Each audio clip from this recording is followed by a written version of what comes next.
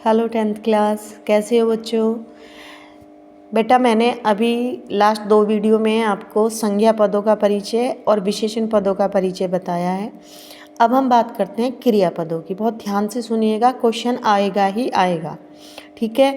आपको पहले ही बता दूं 99% आपसे अकर्मक और सकर्मक क्रिया पूछी जाएगी। बाकी और 4 भेद मैं एक्सप्लेन कर रही हूँ, बट वो बहुत कम आते हैं। 1% ही वो भेद पूछे जाते हैं, बट अकर्मक और सकर्मक क्रिया को अच्छे से समझने की कोशिश करिएगा, ठीक है। पहला सेंटेंस देखिए, मैं कुछ समय पहले शिमला में रहता था मैंने अंडरलाइन किया हुआ है, ठीक है। अब यहाँ पर हमारा कर्म नहीं है, और जिसमें कर्म नहीं होता वो अकर्मक क्रिया होती है। मैं कुछ समय पहले, कैसे पता लगाएंगे कर्म है कि नहीं। अपनी क्रिया को, अपने सब्जेक्ट को, अपने कर्ता को पकड़ेंगे और फिर यहाँ पर आपकी जो वर्ब है उससे क्या से क्वेश्चन पूछेंगे, क्या या किसको, ठीक है। मैं कुछ समय पहले शिमला में रहता था, मैं कुछ समय पहले शिमला में क्या रहता था। अब अगर आपको क्या का आंसर नहीं मिल रहा है तो सीधा सीधा लिख दो अकर्मक क्रिया।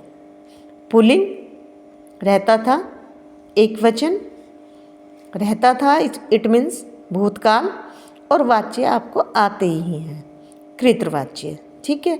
तो याद रखिएगा इसमें किन किन पदों का परिचय, किन किन चीज़ों का परिचय देना होता है। क्रिया का भेद, लिंग, वचन, काल और वाच्य, ये कंपलसरी होते हैं बेटा। नेक्स्ट सेंटेंस है, माँ ने पुत्र को बुरी तरह से मारा। अब हमने अंडरलाइन किया मारा। माँ ने किसको या क्या बुरी तरह से मारा, तो हमें आंसर यहाँ पर मिलेगा पुत्र को। अब क्या का अगर आंसर मिल जाता है तो वो आपका सकर्मक क्रिया हो जाती है। पुल्लिंग है, एक वचन है, मारा भूतकाल है और कृतवाच्य है, ओके। तो अभी इसको कुछ ऐसे भी समझिए, जैसे हम लोग एक सेंटेंस ले लेते हैं, वह आया और माँ ने उसके लिए खाना बनाया। अब हमने 2 क्रियाएं आई इसमें, आया और खाना बनाया अंडरलाइन कर दिया, ठीक है। बनाया अंडरलाइन कर दिया। तो अब देखिए वह आया, वह क्या आया, वह पकड़ लिया हमने कर्ता, और आया वर्ब पकड़ ली। तो अभी इनसे पूछा क्वेश्चन, वह क्या आया, क्या का आंसर नहीं है।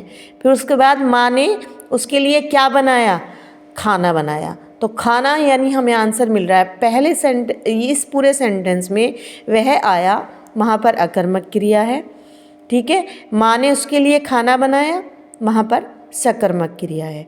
एक छोटे से सेंटेंस से और समझिए बेटा, बच्चे खेलते हैं, अकर्मक क्रिया, क्योंकि हमें नहीं पता क्या खेलते हैं।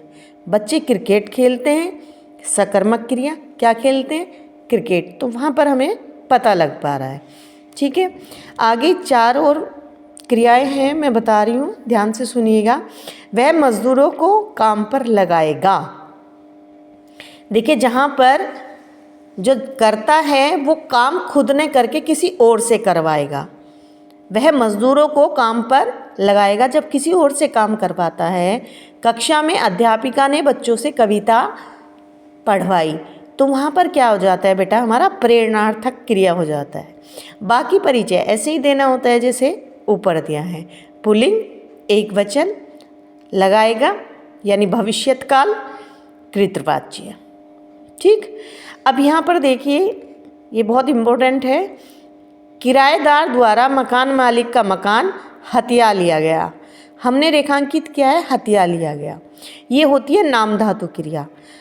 हाथ से हथियाना, बात से बतियाना, चमक से चमकाना, यानी जब किसी संज्ञा शब्द से कोई क्रिया बने वहाँ पर होती है नाम धातु क्रिया।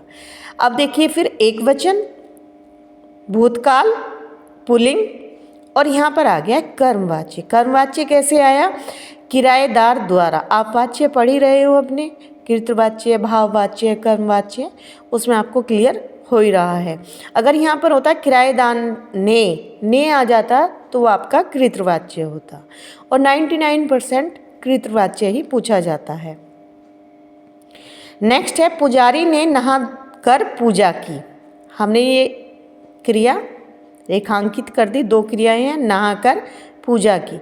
देखिए क्रिया दो एक साथ आ रही हैं, लेकिन एक क्रिया पूरी हो चुकी है और एक क्रिया चल रही है, तो वहाँ पर आपका पूर्वकालिक क्रिया होते हैं। एक क्रिया पूर्व काल में समाप्त हो चुकी है और दूसरी हो रही है, तो वहाँ पर पूर्वकालिक क्रिया होती है।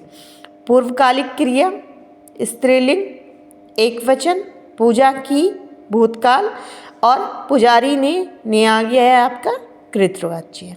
ओके, अब एक सेंटेंस और देखिए बेटा, गीता नाचती गाती रहती है। अब देखिए इसमें भी दो क्रियाएं हो रही हैं, नाचती और गाती रहती है। जब जहाँ पर दो या दो से अधिक क्रियाएं एक साथ होती रहती हैं, ठीक है, पूर्वकालिक में क्या होता है, एक क्रिया हो चुकी होती है और दूसरी क्रिया हो रही होती है, तो ऐसी क्रिया को बोलते हैं हम संयुक्त क्रिया। एक वचन, स्त्रीलिंग, रहती है, ठीक है, कृतवाच्य और वर्तमान काल। आई होप आपको क्रिया के पद परिचय क्लियर हो गए होंगे, और इसके बाद एक वीडियो और डालूंगी पद परिचय की, जिसमें मैं आपको क्रिया विशेषण यानी एडवर्ब एक्सप्लेन करूंगी।